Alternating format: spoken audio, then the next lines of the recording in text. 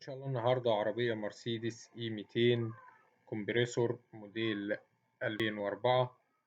العربية دواخلها فابريكا، طبعا بننصح أي حد شاري عربية إن يكشف عليها.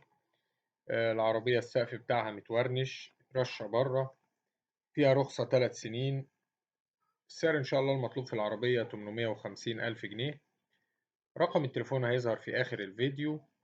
تاريخ العرض 27 فبراير 2024.